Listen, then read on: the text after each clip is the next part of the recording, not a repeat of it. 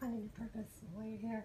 Finding a purpose. So What brings you joy? Absolutely. So we give all this meaning to the things that we think it makes sense to us, or we have heard it makes sense to us. But do you know? Making new mistakes. Making new mistakes. Which means I'm finding stuff out. I'm not making old mistakes, I'm making new mistakes. So, which is maybe being able to be vulnerable.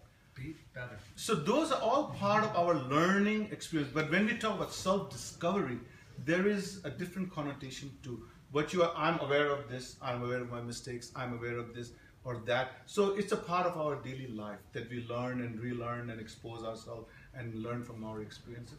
But most people, when you talk to them about self-discovery, they're not talking about surface discovery.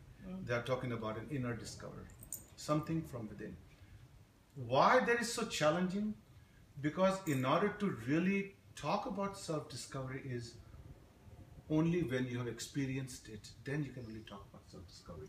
I can only tell you from my self-discovery is only when I've experienced what it is. And I can tell you it will be equally hard, which I will share with you how hard it is to tell somebody what self-discovery is.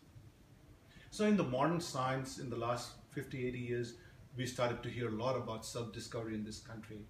And then we heard the word about self-realization and self-actualization and all these things. So one of the first guy that talked about self-actualization was Dr.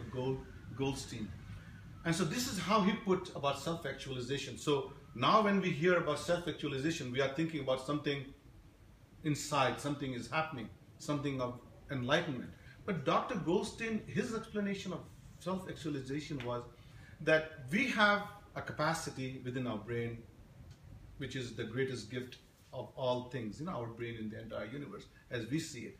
And he says that we only use 10% of our brain, 90% is not used. So he says if you use all the 90%, all the 100% of your brain, you will have a different understanding of who you are.